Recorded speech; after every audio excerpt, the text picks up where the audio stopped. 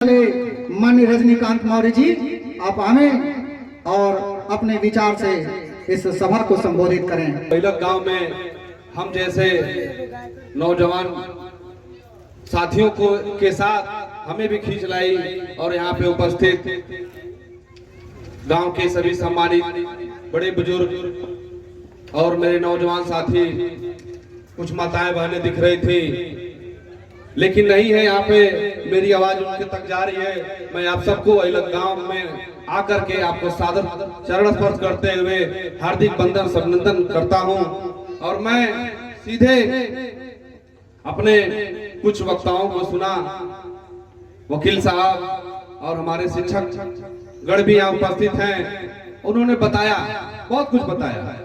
कुछ बातें शुरू करने से पहले मैं बताना चाहता हूँ कि गायक महोदय ने इतनी शानदार गाना गा करके, और हमारे दादा यानी सम्राट अशोक, दादा परदादा हम सबके खून में उन्हीं का रक्त दौड़ रहा है। ऐसे दादा को आज हम जन्म जयंती मनाने के लिए उपस्थित हैं। मैं शुरुआत करता हूं क्योंकि बहुत लेट हो चुका है। ये गांव के लोग अब सोने का भी समय हो गया, तो लग रहा है मुझे भूख भी लगी, इसलिए नवयुवक मेरे भाई कुछ इधर हैं, कुछ कुर्सी छोड़ के चले भी गए, हो सकता है भोजन ले रहे हो, लेकिन मेरी आवाज उन तक जाएगी। अगर नहीं जा रही है तो मैं कुछ रिकॉर्डिंग भी रहेंगे, फेसबुक के माध्यम से जाएंगे, लेकिन जाएंगे। मैं यहाँ के नौजवानों को हार्दिक वंदन अभिनंदन और स्वागत भी करता हूँ और बधाई के पात्र देता हूँ कि मेरे नादा परदादा की आज जयंती मनाने के लिए जो नवयुवक मंडल दल, जो क्रांतिकारी युवा समिति जो ये कार्यक्रम करा रही है, मैं उनको बहुत बहुत बधाई देता हूँ। और मेरे एक मित्र फोनो फ्रेंड सोनू, जो बीएसएफ के जवान है, इस गांव के जवान है, उनके भाई ये आयोजन करे, लेकिन मेरे किसी से बात नहीं हुई थी। सीधे उन्होंने वहां से फोन किया, मुझे पता भी नहीं था कि वो यहाँ नहीं है। मुझे फोन किया और कहा कि एक छोटा सा कार्यक्रम है। मैंने कहा ये छोटा कार्यक्रम नहीं है, ये बहुत बड़ा कार्यक्रम है। जो नौजवान अपने गार्जियन को, अपने माता पिता को भूल जाए, वो कहीं उसका अस्तित्व तो नहीं रह जाता है, वो कहीं का नहीं रह जाता है। तो ये बहुत बड़ा कार्यक्रम है, मैं जाऊंगा जरूर। मुझे लेट हुआ लेकिन मैं आया। शुरुआत करता हूं कि गुड मॉर्निंग से सुबह की पहचान होती है, गुड इवनिंग से दोपहर की पहचान होती है, कोई जय श्री राम कहता है तो हो सकता है ईश्वर की पहचान होती है, लेकिन मैं जय भीम कहता हूं जिसे इंसान से इंसान की पहचान होती है। मैं सीधे आता हूं अपने दादा सम्राट अशोक की जयंती, जन्म जयंती पे उपस्थित यहाँ पे सबका स्वागत अभिनंदन करते हुए बताना चाहता हूं, ज्यादा समय नहीं लूंगा, बस कुछ ही समय लूंगा। दो महापुरुष हैं। सम्राट अशोक जी एक ऐसे राजा, महान चक्रवर्ती, सम्राट द ग्रेट ऑफ किंग, जिसे कहा जाता है सम्राट, राजाओं के राजा। इतने बड़े राजा थे कि अगर वो जिधर चल देते थे उधर की जीत पहले से रणभूमि की राजा छोड़ के चले जाते थे, मान लेते थे कि सम्राट अशोक आ रहे, इन्हीं का वो है। तो 35% पूरे विश्व में भारत, पाकिस्तान, बांग्लादेश, अफगानिस्तान, भूटान, नेपाल, ऐसे सारे देश जिसने जीता। और एक कलिंग युद्ध हुआ। कलिंग युद्ध में हमारे राजा का हृदय परिवर्तन हुआ और कलिंग युद्ध में लाखों माए की कोखें सूनी हो गई, बहनों की कलाइयां सूनी हो गई, कितनी माताएं बहनों की सिंदूर सूनी हो गए।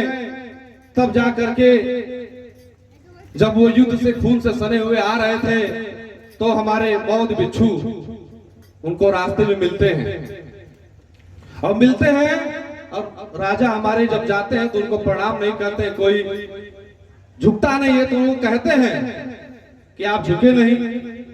तो कहे हे राजा, मैं आपको पहचाना नहीं। कहे मैं सम्राट अशोक, विश्व विजेता। तब जा करके वो कहते हैं कि मैं तो समझा कोई जा रहा होगा ऐसे ही जिसको मैं जाना नहीं, लेकिन उन्होंने बताया कि मैं ही राजा हूं। और उनका हृदय परिवर्तन कब होता है? जब वो देखते हैं कि इतनी लाशें बिछ गई हैं, इतने लोगों की हत्या होने के बाद कोई आत्मसंतुष्टि नहीं, उनको थोड़ा सा भी मन में ये नहीं था, भयभीत नहीं थे और थोड़ा भी संतुष्टि नहीं था कि मेरा सम्मान नहीं किया जा रहा है। तब उनका हृदय परिवर्तन बहुत भिक्षुओं द्वारा होता है, भगवान बुद्ध के रास्ते पे जाने के बाद होता है, उनको जानने के बाद होता है।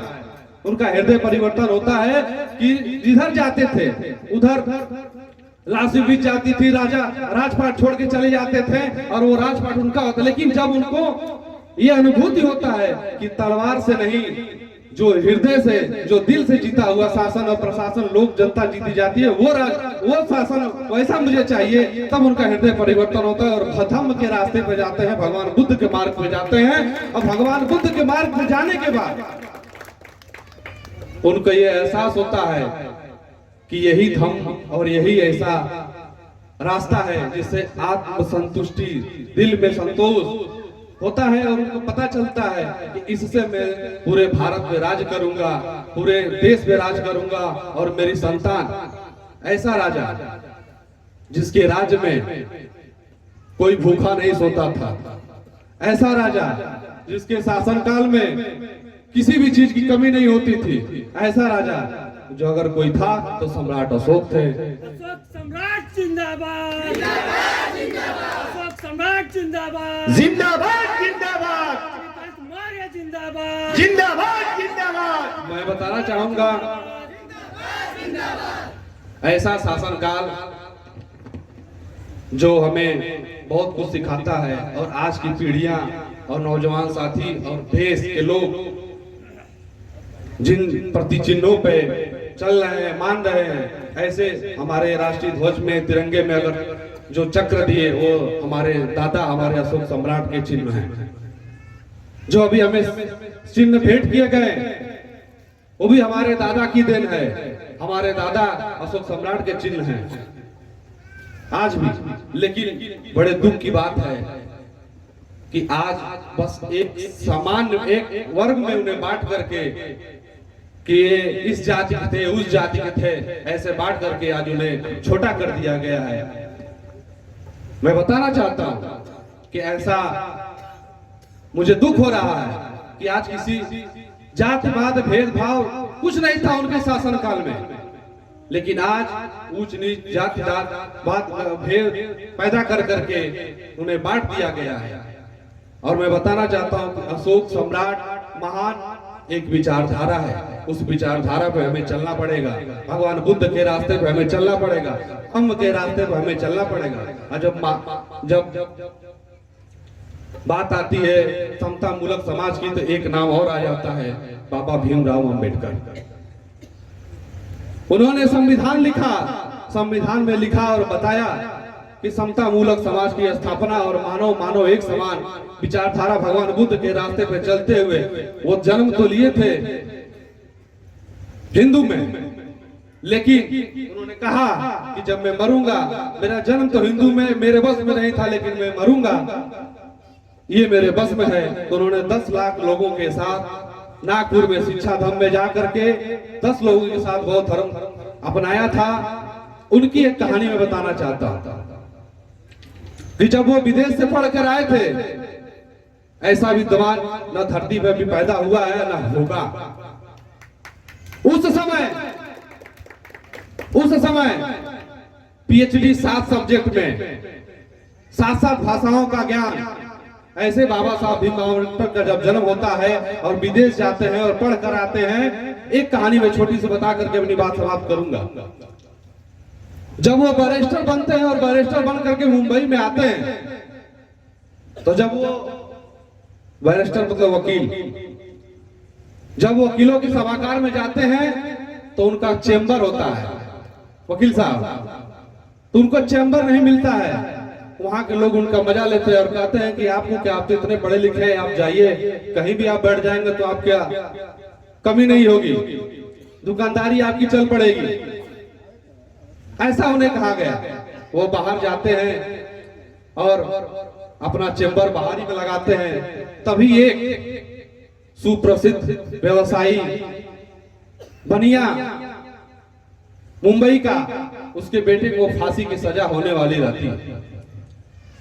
उस समय वो हर जगह हर वकीलों के पास जाता है और सबके पास जाता है और कहता है कि मेरे बेटे को बचा लीजिए, चाहे जो भी ले लीजिए, जितना कोई नहीं देगा मैं उतना दूंगा, मेरा सब कुछ ले लीजिए लेकिन मेरे बेटे को बचा लीजिए।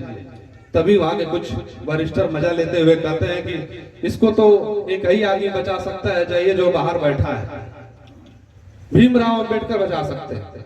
वहां लोग जाते हैं और जाने के बाद जो बनिया थे, जो इनके पास अथाह पैसा था, कोई कमी नहीं थी, उसने यही कहता है कि मेरे बेटे को बचा लीजिए, मैं जो मांगेंगे वो दूंगा।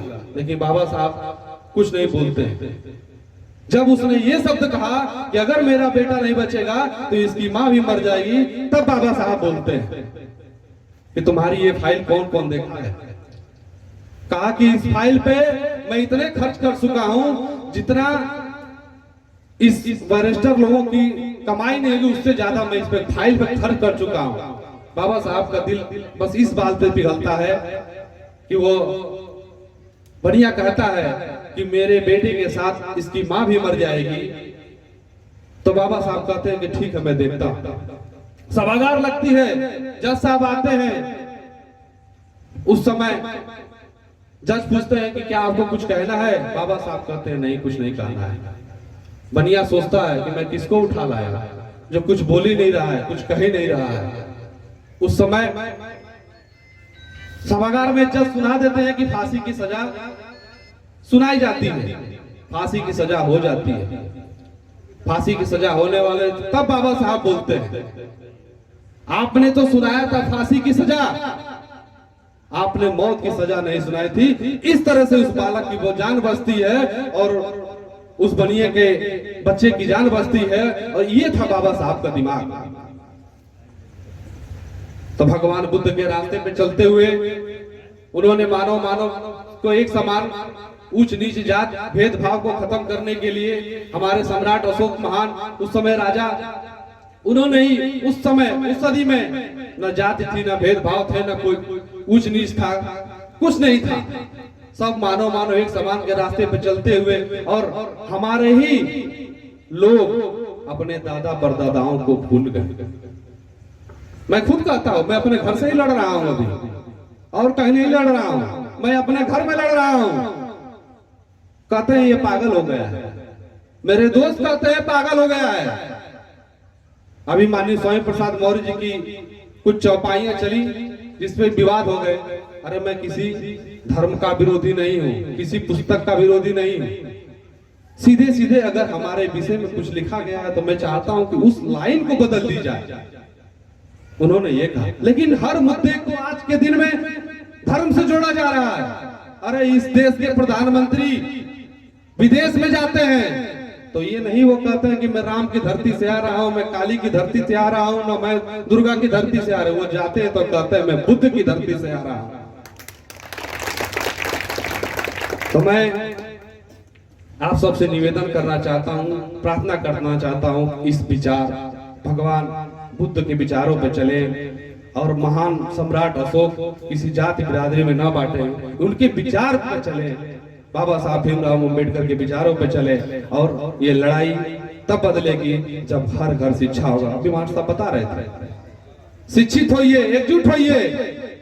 शिक्षा ही एक ऐसी शक्ति है जो आपके बदलाव के रास्ते पे ले जाएगी, आपको आगे बढ़ाएगी। इसी के साथ मैं आप सबसे निवेदन करते हुए प्रार्थना करता हूं, अगले जब ये सम्राट महान सम्राट अशोक की जयंती मनाई जाए तो सबसे ज्यादा यहाँ महिलाओं की संख्या हो, इस गांव की देवियों की संख्या हो। इसी के साथ मैं अपनी बातों को समाप्त करता हूँ। बहुत बहुत धन्यवाद। श्री प्रेमचंद मौर्य जी मंच पर आए और इनके सम्मान में आदरणीय प्रेमचंद मौर्य जी कृपया मंच पर आए और इन्हें सम्मानित करने के लिए वृंद कुशवाहा जी मंच पर आए।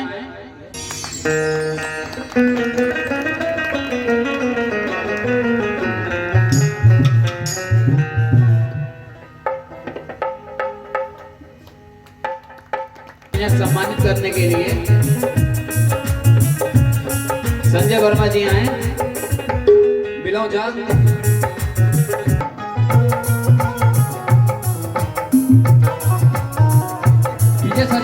शंकर वर्मा, आप कृपया मंच पर आए और इन्हें सम्मानित करने के लिए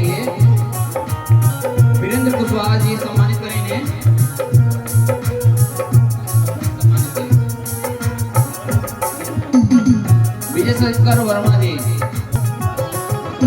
ने अंग वस्त्र दान भेंट किया गया श्री वीरेंद्र वर्मा जी द्वारा।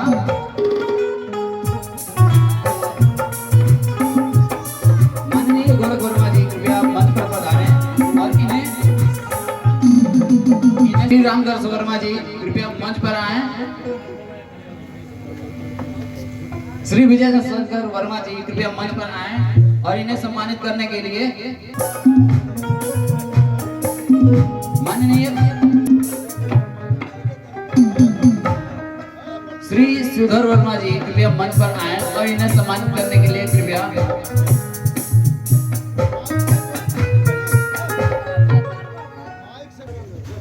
माननीय विश्वनाथ मौर्य जी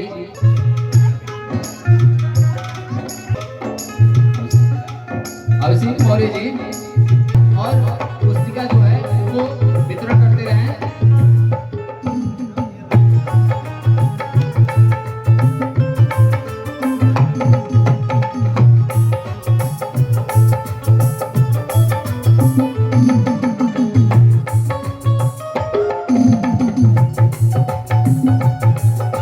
विदेश वर्मा जी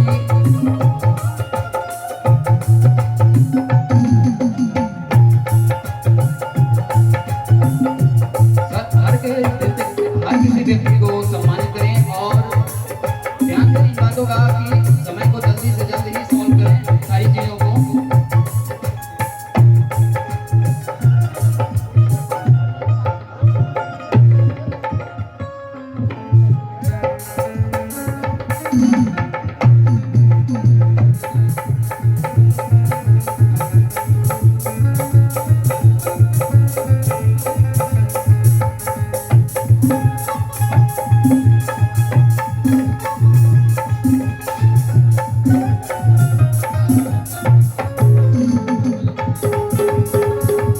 बेंजू वादन वाले भैया सम्मान करें। सुग्रीव वर्मा जी जड़ों की रतनपुरा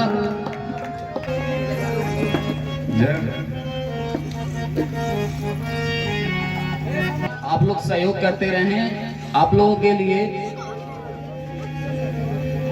भैया वर्मा जी ने अंग वस्त्र भेंट किया और राजकुमार वर्मा जी को अंकित वर्मा जी कृपया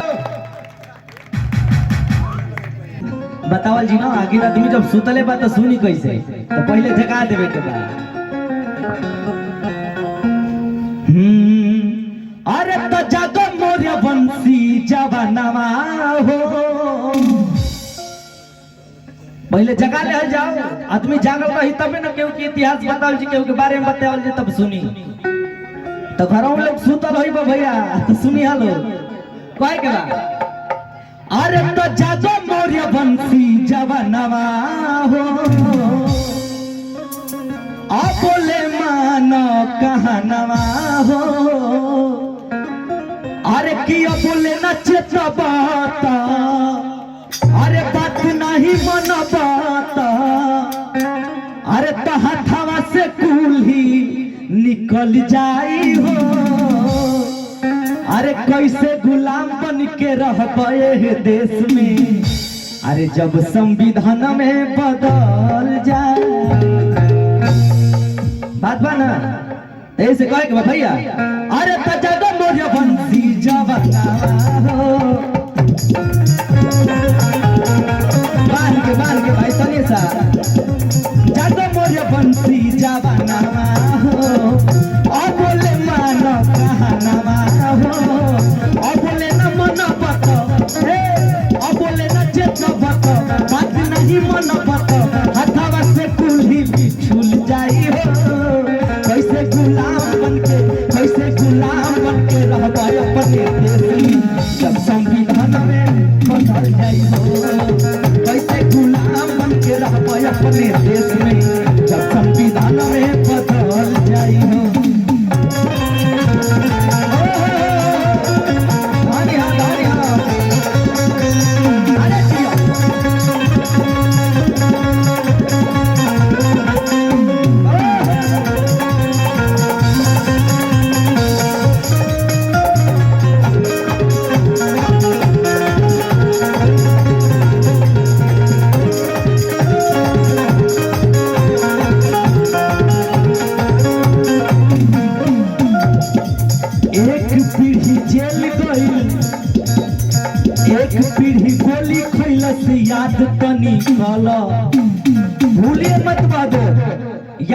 लीजिए वह दौर जब बाबू जगदेव प्रसाद ओबीसी एसटी को अधिकार दिलाने के लिए सीने में गोली खाई थी। वो के आदमी भूला गई जाके सुतल बा लोग सुता था कहे के बा एक पीढ़ी गोली खैलस एक पीढ़ी गोली खैलस याद तनी बोला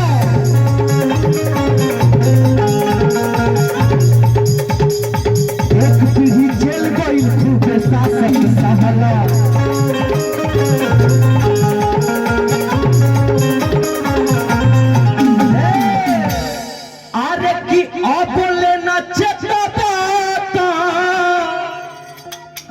घर खेत बेचबाता भैया आदरणीय भैया जी की तरफ से ढेर सारा पुरस्कार ढेर से हार्दिक अभिनंदन वंदन स्वागत वाले गीत आएगा अब बोले ना चेता बता बात नहीं मनबा अब बोले ना चेता बता बात नहीं मनबा हथवा से कुल्ही निकल जाई हो कैसे गुलाम बनके रहबो एह देश में संविधान में बदल जाई हो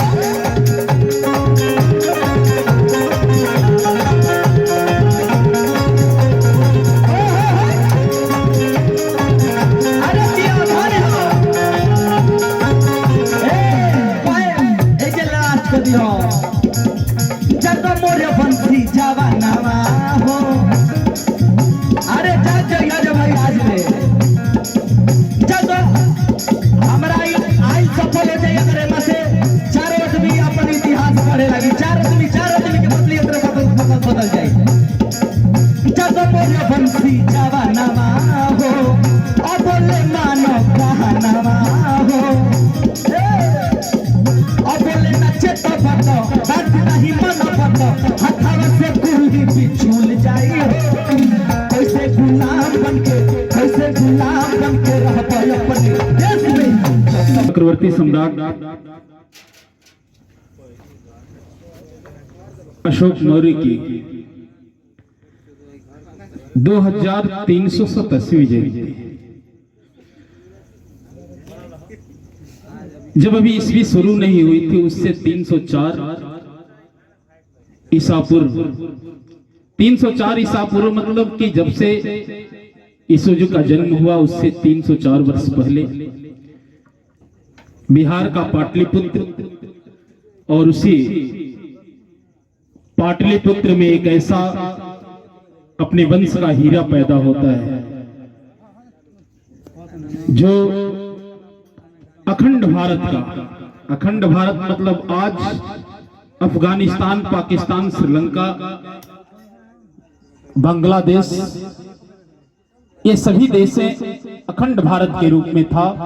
उस समय यह चक्रवर्ती सम्राट अखंड भारत के साम्राज्य परम का अधिकार था। हमारे वंश यानी कि मौर्य वंश के तीसरे राजा के रूप में, तीसरे शासक के रूप में सम्राट अशोक, जो आज उनका जो चिन्ह है सारनाथ से हमारी भारत सरकार ने उसे ग्रहण किया। जहां भी आप देखेंगे चाहे मुद्राएं हों या कोई भी सरकारी कार्यालय का पत्र हो, लगभग सब पे अशोक सम्राट का वो चिन्ह 4 शेरों वाला, वो हम सब मौर्य वंशियों के लिए गौरव की बात है। हे भारत के राम जगो मैं तुम्हें जगाने आया हूं, हे भारत के राम जगो मैं तुम्हें जगाने आया हूं, 100 धर्मों का धर्म एक बलिदान बताने आया हूं। सुनो हिमालय कैद हुआ है दुश्मन के जंजीरों में, आज बता दो कितना पानी है भारत के वीरों में। खड़ी शत्रु की फौज द्वार पर आज तुम्हें ललकार रही, सोए सिंह जगो भारत के माता तुम्हें पुकार रही। रण की भेरी बज रही, उठो मोह निद्रा त्यागो, पहला शीश चढ़ाने वाले माँ के वीर पुत्र जागो।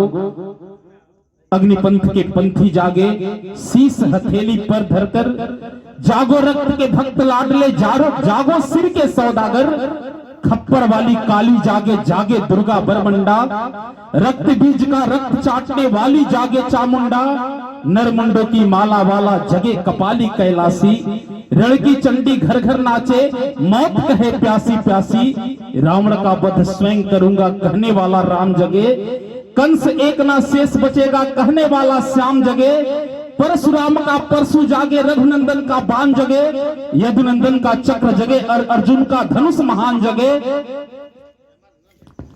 चोटी वाला चाणक जागे, पौरुष पुरुष महान जगे, और सम्राट अशोक संग चंद्रगुप्त बलवान जगे। घर घर में मैं इंकलाब का अलख जगाने आया हूं, और हे भारत के राम जगो मैं तुम्हें जगाने आया हूं, हे भारत के राम जगो मैं तुम्हें जगाने आया हूं। कहा जाता है, हे मेरे वंश के सभी बैठे यहां पे अनुनाई, आज अपने वंश के गौरव, जिन्होंने जो कुछ भी दिया हमको रहने का अधिकार, हमको जीने का अधिकार, या जिसके गौरव के कारण हम कुछ कहीं कह पाते हैं, धन्य है सम्राट अशोक। आपकी जयंतियां हर साल इसी तरह मनाई जाती रहे। मुझे देर से आना हुआ क्योंकि चोरपा में पूरे जिले के कुशवाहा संघ का वहां पे अशोक जयंती का आयोजन था। मोहन अकेला की अगुवाई में, मोहन अकेला की अध्यक्षता में वहां पर कार्यक्रम का आयोजन था, तो हम सभी लोग वहां उपस्थित थे। बार बार मुझे ये था कि कार्यक्रम देर रात तक चलेगा, लेकिन वहां पे किसी तरह करके मंच संचालन मुझे करना था, जल्दी करके मैं वहां से भगे आया। तो मैं क्षमा प्रार्थी हूं कि मैं अपने लोगों के बीच नहीं रह पाया। इसके लिए बाबू सुमित और सभी लोगों का मैं खास करके अजीत भैया, मैं क्षमा प्रार्थी हूं कि इस मंच का संचालन मैं नहीं कर पाया, लेकिन फिर भी अंत में कुछ बोलने का मौका मिला, सम्राट अशोक के श्री चरणों में कुछ कहने का। बहुत बहुत मैं आप सबका आभारी हूं। परिंदों से कभी उसका गगन मत मांग लेना तुम। आप सभी मेरे अभिभावक बैठे हैं, आपके श्री चरणों में 4 पंक्तियां कि परिंदों से कभी उसका गगन मत मांग लेना तुम, किसी नवजात सपने से नयन मत मांग लेना तुम। परिंदों से कभी उसका गगन मत मांग लेना तुम, किसी नवजात सपने से नयन मत मांग लेना तुम। और हजारों तोड़कर रिश्ते तुम्हारे पास जो आए, उसी से लौट जाने का वचन मत मांग लेना तुम। लिखा हो आत्मा के पृष्ठ पर जिसने तुम्हारा नाम, उसी बेनाम लड़की से बदन मत मांग लेना तुम। और बरस 14 जो लौटे काट कर बनवास जीवन के, पुनः उस आदमी से बनगमन मत मांग लेना तुम। जलाती हो दिए इंतजार के यदि कोई जोगन, जलाती हो दिए इंतजार के यदि कोई जोगन, तो उस उम्मीद की लौ से किरण मत मांग लेना तुम। और मांगना सब कुछ पर किसी सापित अहिल्या से कमलवत राम जी के द्वय चरण मत मांग लेना तुम। कमलवत राम जी के द्वय चरण मत मांग लेना तुम। मुझे सौभाग्य है कि मुझे अन्यत्र कहीं बोलते बोलते मुझे अपने लोगों के बीच जब बोलना होता है, तो यह मेरे जीवन का सबसे खुशनुमा पल होता है कि मैं और लोगों के बीच तो बोलता हूं, लेकिन कभी कभी अपने आंगन में भी कुछ बोलने का, अपने गांव में भी कुछ बोलने का अवसर मिलता है। यदि यह सौभाग्य है कि अपने बीच कुछ कहने का अवसर मिलता है। और खास करके जो टीम आई है, गाजीपुर की टीम, बहुत अच्छी टीम, आप सभी लोगों का हृदय से बहुत सारा आभार कि आपने बेहतर तरीके से इस मंच को संभाल रखा था। और कहिनौर आपका शुभ नाम? जी धन्यवाद, बहुत बहुत धन्यवाद। यदि पौरुष महत्ती शाम के अधीन हो जाए, यदि पौरुष महत्ती शाम के अधीन हो जाए, तो रण में दुश्मनों के बाजुओं को कौन तोलेगा। यदि पौरुष महत्ती शाम के अधीन हो जाए, तो रण में दुश्मनों के बाजुओं को कौन तोलेगा। और हम भी जुल्फ चुंबन की ये भाषा बोलने लगे तो अब आग की भाषा को आखिर कौन बोलेगा। मेरी आग आप हो साहब, आप सबका आशीर्वाद रहेगा तो इसी तरह आग मैं बरसाता रहूंगा। बहुत बहुत धन्यवाद यहाँ पे दो शब्द कहने के लिए, और खास करके आप सभी लोगों का चार पंक्तियां मैं कह के विदा लेता हूं कि मेरी कविता शब्दों का 16 श्रृंगार नहीं है। मैं इसलिए आपके बीच कविता नहीं कहता कि उसको गीत मान के बस सुन करके एक कान से सुन के दूसरे कान तक निकाल दिया जाए, उसको हृदय में रखना होगा।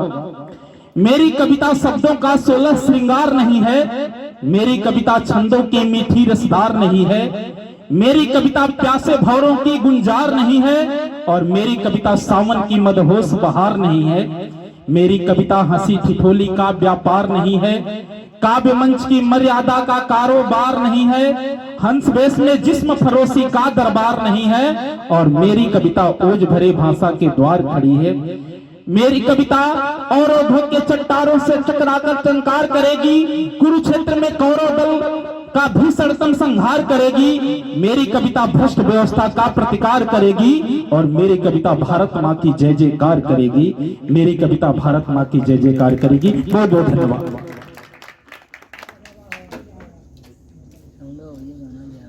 अगर मेरी कोई इसमें त्रुटि हो तो कृपया मुझे क्षमा करें। इसी बात के साथ मैं आप लोगों से विनम्र विदा लेना चाहता हूं। कृपया जो भी कुछ त्रुटियां हो मुझे क्षमा करें।